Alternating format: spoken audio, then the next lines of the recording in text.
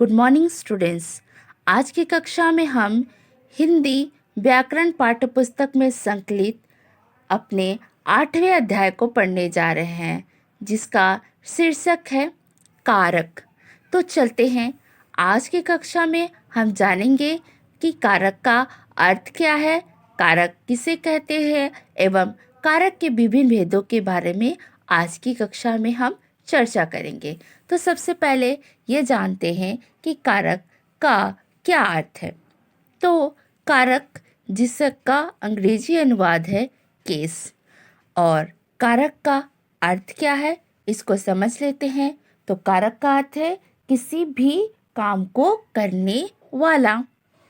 तो पाठ्य पुस्तक के माध्यम से जानेंगे कि कारक आखिर होता क्या है। तो आइए देखते हैं कि संज्ञा तथा सर्वनाम के जिस रूप से उसका सीधा संबंध क्रिया के साथ ज्ञात होता है उसे ही कारक कहते हैं।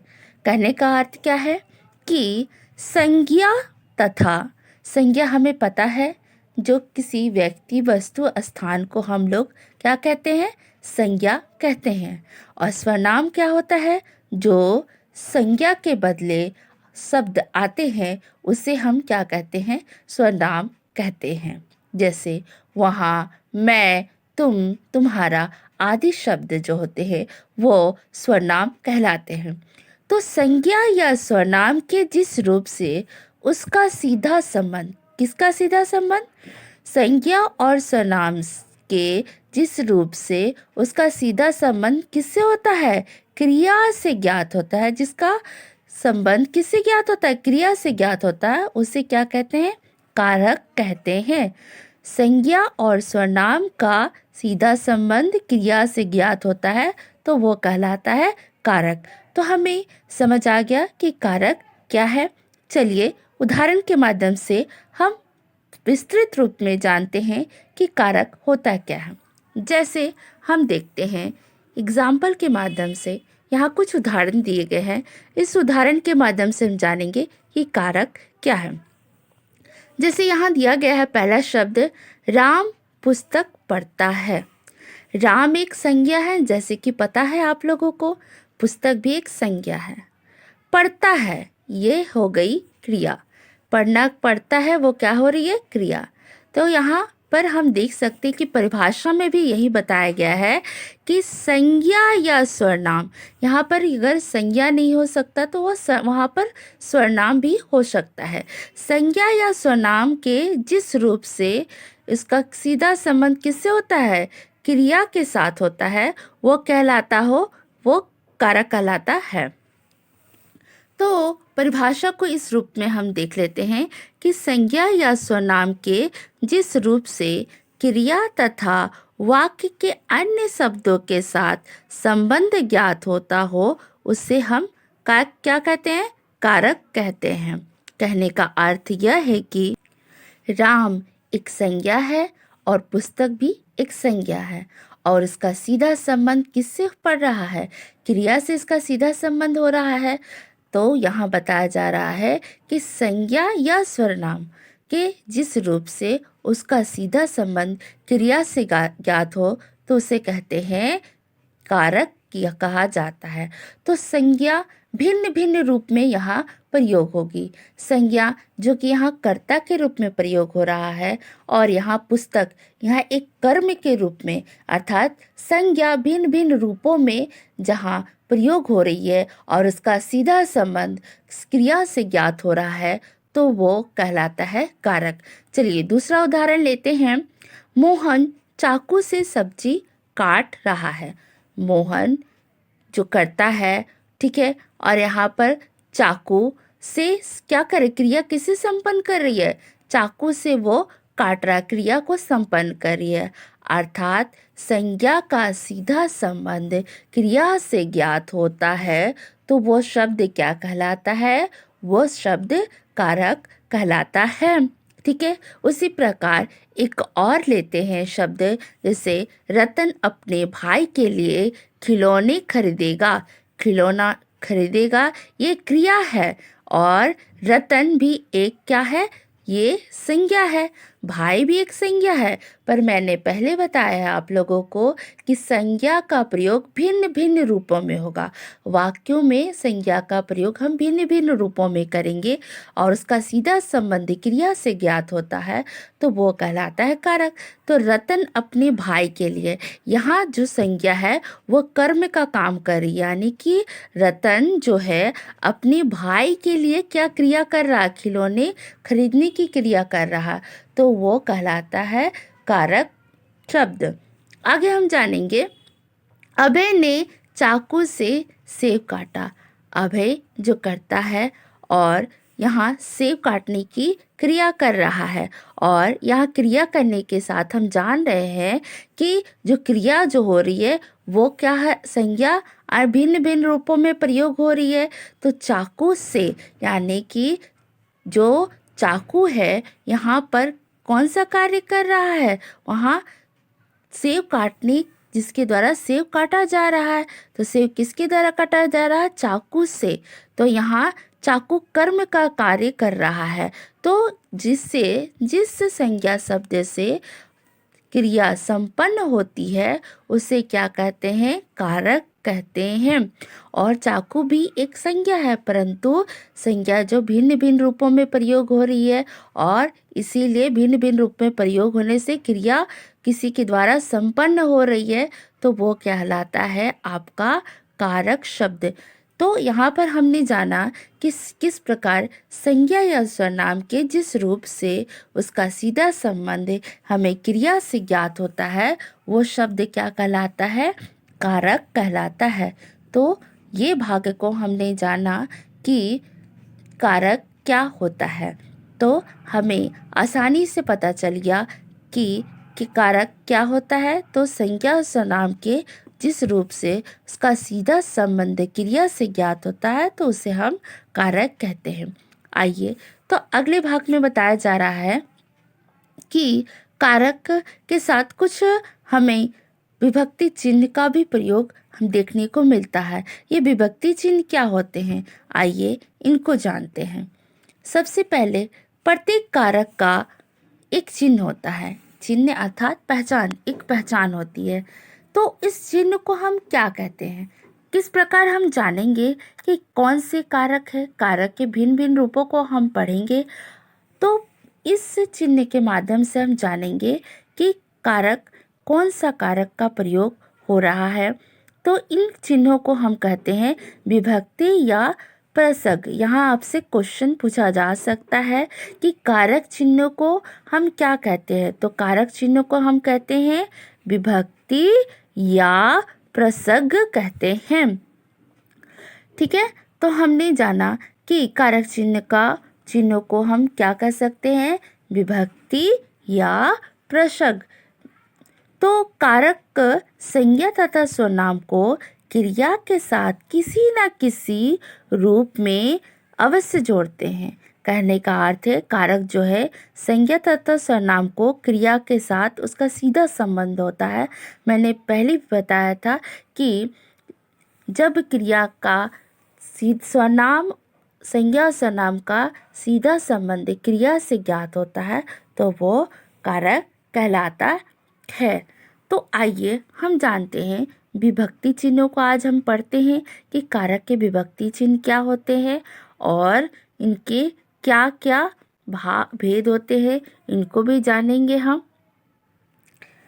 तो हम जानते हैं अगले भाग में कि कारक के कितने भेद होते हैं। आखिर कारक के कितने भागों में ये बांटा गया है, इनको हम जानेंगे। तो सीधा अर्थ है कारक को 8 भागों में बांटा गया है। और 8 भाग कौन कौन से हैं? पहला है कर्ता कारक, दूसरा है कर्म कारक, तीसरा है करण कारक, चौथा है संप्रदान कारक, पांचवा है अपदान कारक, छठा है संबंध कारक और सातवां है अधिकरण कारक और आठवां है संबोधन कारक। तो हमने जाना कि कारक के भेद कितने होते हैं, ये 8 भेद होते हैं कारक के। और हमने जाना कि इन 8 भेदों की कोई ना कोई तो पहचान अवश्य होगी।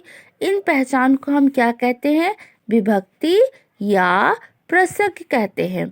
तो एक एक करके हम जानेंगे कि इन कारकों की क्या क्या पहचान है। इनको हम एक बार प्रकाश डालते हैं तो देखते हैं। कर्ता कारक पहला कारक है।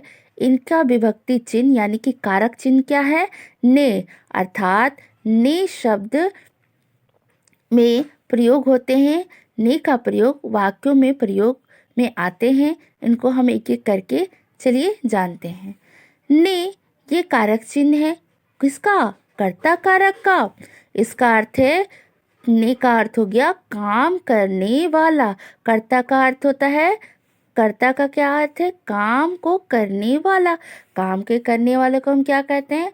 कर्ता कहते हैं। और उसको चलिए हम वाक्य में प्रयोग करके बताते हैं कि ने विभक्ति चिन्ह का प्रयोग हम किस प्रकार वाक्य के रूप में करते हैं। पहला वाक्य है, राम ने रोटी खाई। हमने देखा कि जो विभक्ति चिन्ह है ये पहचान किसकी है? ये तो कर्ता कारक की है। और जब भी हम इस तरह के वाक्य देखेंगे तो हम बता देंगे ये कौन सा वाक्य है। ये है राम ने रोटी खाई। ये कौन सा वाक्य हो गया? ये हो गया आपका कौन सा कारक है? ने, जिसे हम पहचान गए कि ये कर्ता कारक है। ठीक है, ये वाक्य कौन सा कारक है? कर्ता कारक है। उसी प्रकार हम दूसरा कारक को लेते हैं। दूसरा कारक हमारा कौन सा है? कर्म कारक। कर्म की पहचान क्या है? ये विभक्ति चिन्ह की पहचान क्या है? को। ये विभक्ति चिन्ह क्या है? को। अच्छा, कर्म कारक का क्या अर्थ है? इसको पहले समझ लेते हैं। कर्म कारक का अर्थ है जिस पर क्रिया का फल पड़ता है। अर्थात कोई भी कार्य करो और उस कार्य का फल जिस पे पड़ता है उसे क्या कहते हैं? कर्म कारक कहते हैं। क्रिया का फल जिस पे पड़ता हो वही क्या कहलाता है? कर्म कारक कहलाता है। आइए वाक्य के माध्यम से जानते हैं कि कर्म कारक का प्रयोग किस प्रकार हम करते हैं और कर्म कारक के विभक्ति चिन्ह का प्रयोग किस प्रकार वाक्यों के अंदर होता है। जैसे राम ने रावण को मारा। यहाँ दो दो संज्ञा है, राम और रावण। परंतु हमने पहले ही जाना है कि संज्ञा या स्वनाम का प्रयोग भिन्न भिन्न रूपों में होगा। भिन्न अर्थात दोनों का अलग अलग अपना अपना अर्थ के रूप में इनका प्रयोग किया जाएगा। और विभक्ति चिन्ह क्या है? को। कर्म कारक का विभक्ति चिन्ह है को। हम यहाँ देख रहे हैं राम ने रावण को मारा। राम यहाँ कौन है? कर्ता है। यानी कि हमें पहले ही पता है कि जो कार्य करता है उसको क्या कहते हैं? कर्ता। जिसका क्रिया का सीधा संबंध किससे पड़ता हो? अगर सीधा संबंध कर्ता पे पड़ता हो, यहाँ देख सकते हैं सीधा संबंध रोटी खाई। रोटी का सीधा संबंध किस पे पड़ रहा था? राम पे पड़ रहा था। तो क्रिया का सीधा संबंध यदि कर्ता पे पड़े तो वो कहलाता है कर्ता कारक। परंतु यहाँ पर देखेंगे राम ने रावण को मारा। अर्थात राम जो है वो कर्ता हो गया, को मारा यहाँ मारने की क्रिया हो रही है। और किसको मारा? रावण को। यानी कि राम ने अपनी क्रिया किससे किससे पूरा की? रावण को मारकर अपनी क्रिया उन्होंने पूरी कर दी। तो राम ने रावण को मारा। अर्थात जो यहाँ पर कर्म प्रधान क्रिया का फल किस पे पड़ रहा है? क्रिया का असर पड़ रहा है रावण पे। यहाँ पर राम तो कर्ता के रूप में कार्य आ रहा, पर क्रिया को संपन्न कौन किसके द्वारा किया जा रहा है? रावण के द्वारा। अर्थात क्रिया का फल किस पे पड़ रहा है? रावण पे पड़ रहा है। राम ने रावण को मारा। क्रिया का फल अगर किस पे पड़े? क्रिया का फल यदि जिस पे पड़े वो कर्म कहलाता है और वो हम पहचान गए तो ये कर्म कारक होगा। और इसकी पहचान क्या है? को से हमने जाना ये को पहचान है किसकी? कर्म कारक की पहचान है। अगले चलते हैं, अगले भाग में हमारा तीसरा है क्या है? करण कारक। करण कारक का विभक्ति चिन्ह यानी कि इसकी चिन्ह कारक चिन्ह क्या है? से या द्वारा। और हम जानते हैं कि करण कारक कहते किसको हैं? तो समझिए जिसके द्वारा कर्ता काम करे, जिसकी सहायता से या किसी के द्वारा कार्य को पूरा किया जाता है, वो क्या कहलाता है? करण कारक कहलाता है। तो करण कारक में हम देखेंगे पहले कि वाक्य में इस वाक्य के साथ विभक्ति चिन्ह से जुड़ा है। अगर कहीं भी विभक्ति चिन्ह में से जुड़ा हो तो इससे हम क्या पता कर सकते हैं? करण कारक है, कह सकते हैं। आगे के भाग में हम जानेंगे कि किस प्रकार हम कारक को पहचानेंगे और कारक के विभिन्न रूपों को हम एक एक करके समझते हैं। तो आइए पहले इस भाग को हम जानें कि यहाँ वाक्य के प्रयोग के द्वारा करण कारक को किस प्रकार बताया गया है। मोहन कलम से लिखता है। यहाँ क्या बताया जा रहा है? जिसके द्वारा कर्ता अपना कार्य पूरा करता हो। मोहन क्या है? कर्ता कारक है। और लिखना क्या है? क्रिया है। और लिखना का कार्य किसके द्वारा संपन्न करता है? वो कलम के द्वारा अपने कार्य को संपन्न करता है। तो वो कौन सा कारक कहलाता है? वो करण कारक कहलाता है। उसके अगले भाग में हम देखते हैं, अगले भाग में क्या बताया गया है? संप्रदान कारक। संप्रदान कारक का कारक चिन्ह क्या है? को और के लिए।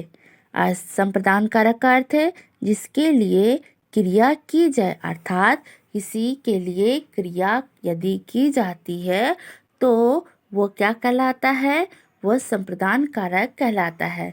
जैसे वाक्य के रूप में प्रयोग करके हम देख सकते हैं कि यहाँ पर के विभक्ति कारक चिन्ह जो है वहाँ पर मौजूद है और हम वाक्य को पढ़ते हैं कि वाक्य से ये समझ जाएंगे कि इसमें जो कार्य हो रहा है, क्रिया हो रही है, वो क्या हो रही है?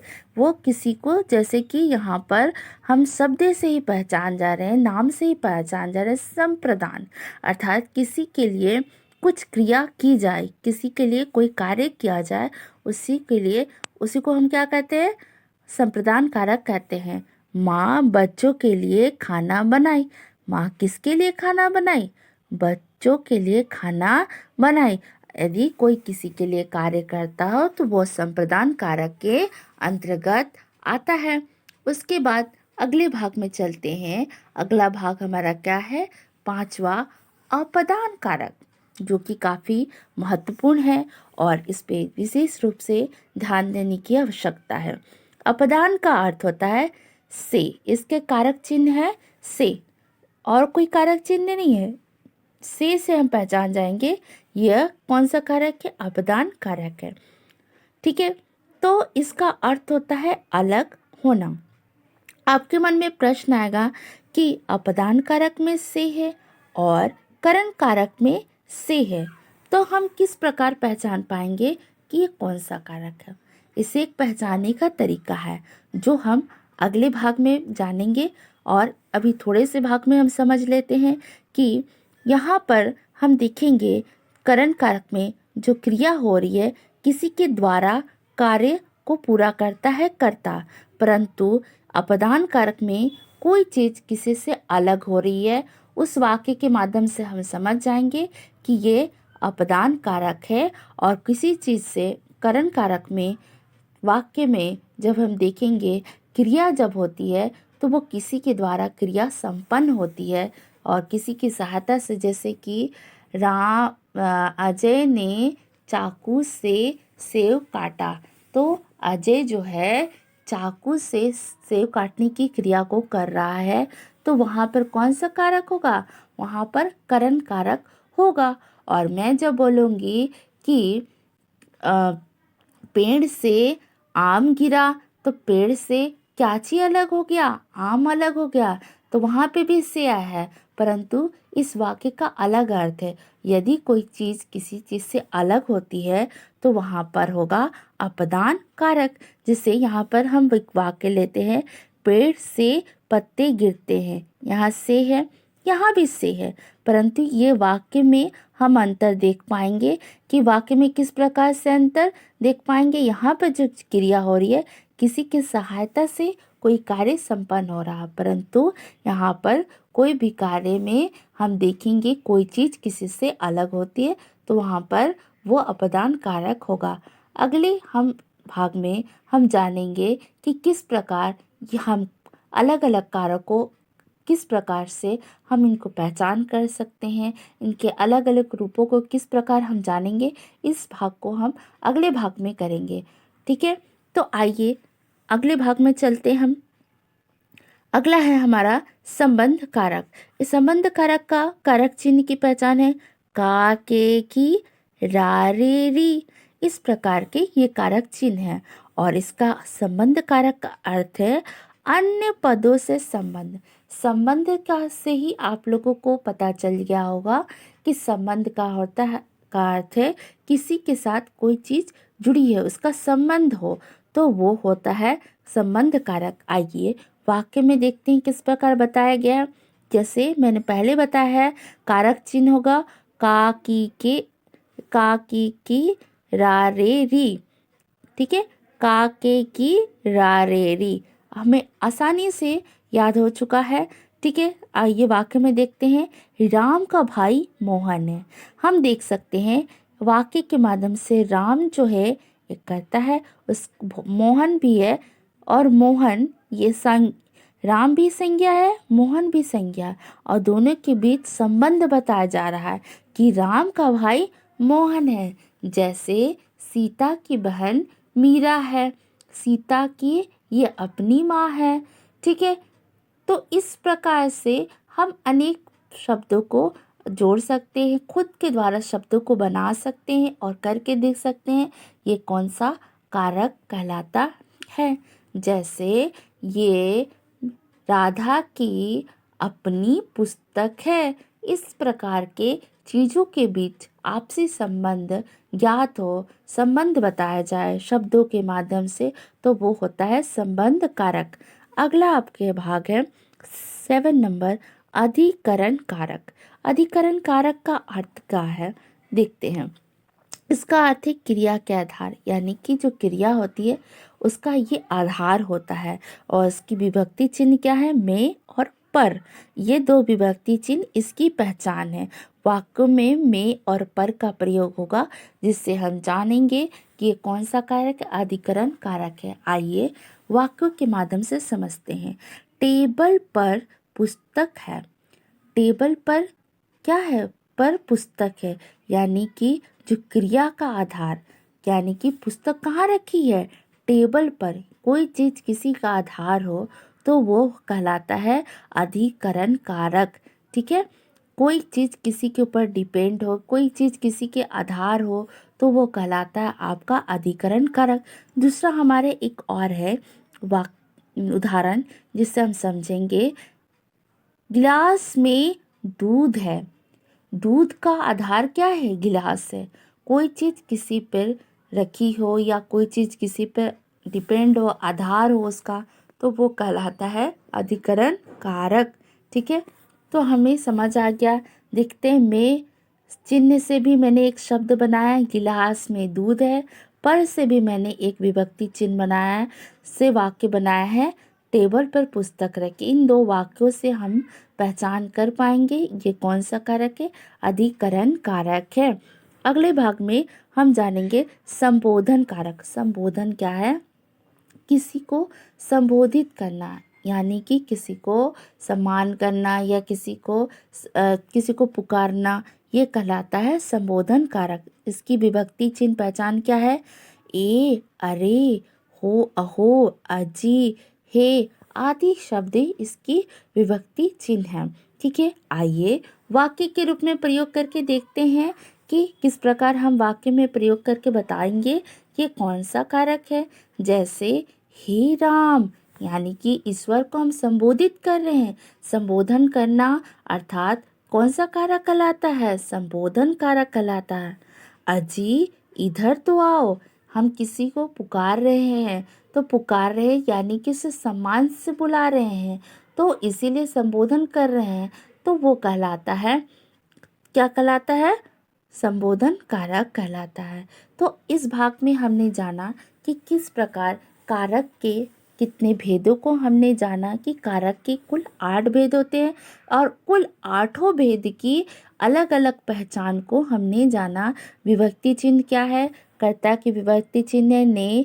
कर्ता ने कर्म को करण कारक करण से द्वारा संप्रदान को के लिए अपदान से संबंध काके की रारेरी अधिकरण में पर और संबोधन हरे हे अरे अहो अजी आदि ये सब विभक्ति चिन्ह हैं। हमने एक एक करके जाना कि हर कारक का अपना एक अर्थ होता है। तो कर्ता कारक का क्या अर्थ होता है? काम करने वाला। कर्म कारक का अर्थ है जिस पर क्रिया का फल पड़ता हो। करण कारक क्या है? जिसके द्वारा कर्ता अपना कार्य पूरा करता है, जिसकी सहायता से कार्य पूरा होती हो वो कहलाता है करण कारक। संप्रदान में हमने जाना जिसके लिए क्रिया की जाती है। हम भी यदि किसी के लिए क्रिया कर रहे हैं तो वो कहलाता है संप्रदान कारक कहलाता है।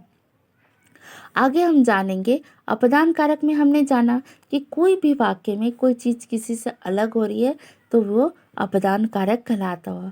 संबंध कारक क्या है? अन्य पदों से इसका जो संबंध ज्ञात होता है वो क्या कहलाता है? संबंध कारक। अधिकरण में हमने जाना कि क्रिया का जो आधार हो, क्रिया जिस पे डिपेंड हो, किसी के ऊपर क्रिया आधारित हो तो वो कहलाता है अधिकरण कारक। संबोधन कारक में किसी को पुकारने या किसी को संबोधन देने के लिए अगर कोई क्रिया हो रही है तो वो होता है संबोधन कारक। और हमने विभिन्न रूपों में वाक्य के प्रयोग के द्वारा जाना कि किस प्रकार वाक्य चिन्हों को हम वाक्यों के रूप में प्रयोग करके कारक के भिन्न भिन्न रूपों को किस प्रकार से हम जानेंगे। इसको भी हमने इस भाग में एक एक करके पढ़ा। अगले भाग में हम क्या जानेंगे कि एक एक रूपों में कर्ता, एक एक कर्ता, कर्म, करण, संप्रदान, अपदान, संबोधन आदि कारकों को आज की कक्षा में हमने जाना। अगले क्लास में हम एक एक करके अन्य कारकों के विषय में जानेंगे कि किस प्रकार